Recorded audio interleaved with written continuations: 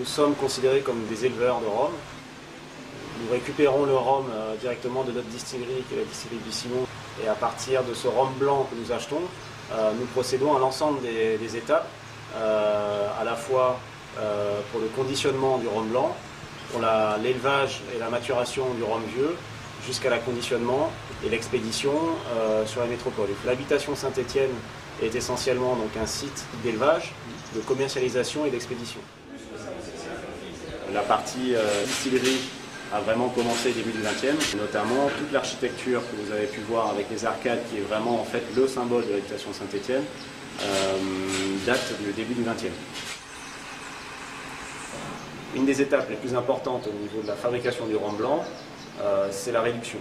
C'est-à-dire que vous pouvez obtenir un très bon rhum blanc en sortie de colonne, et si jamais la réduction est bâclée, entre guillemets, vous allez flinguer votre rhum blanc.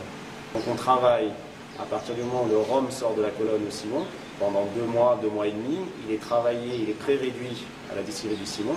Nous ensuite on le récupère à Saint-Étienne et on finit la réduction de 65 à 55 ou 50, voire 40, puisqu'on a cette référence-là pour la métropole. L'objectif c'est de vraiment laisser le temps au rhum et à l'eau de se marier.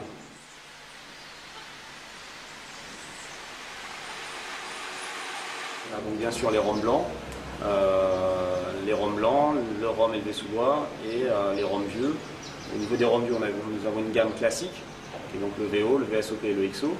Et après, soit des millésimes, ou en ce moment on est en train de travailler sur des assemblages un peu particuliers. On a une cuvée particulière qui s'appelle la cuvée 2000. C'est un millésime de rhum blanc qu'on a donc isolé en 2000. Enfin, ils ont pris à l'époque le parti de dire, allons voir ce que ça donne, de garder cette cuvée et de mettre 2 à 3 ans pour la réduire.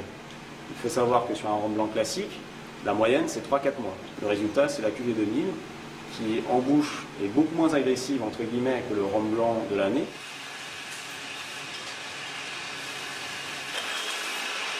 C'est 3 ans minimum pour avoir le droit à l'appellation rhum vieux. Et au cours de ces 3 ans, nous avons pris le parti de changer le rhum vieux de type de fût régulièrement.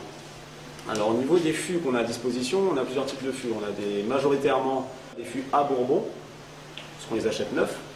On les achète neufs aux États-Unis.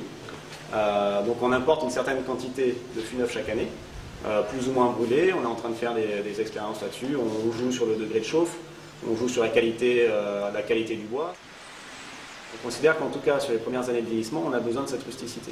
Et ce côté un peu rustique et intense, on l'obtient par une certaine proportion de fût neuf.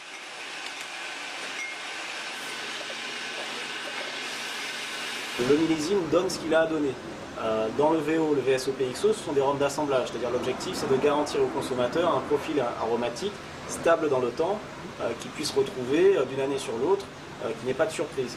Un millésime est un produit unique, c'est-à-dire qu'il n'y a pas d'assemblage. En plus, sur le 98, on est sur du single cask, c'est-à-dire qu'on va conditionner fût par fût.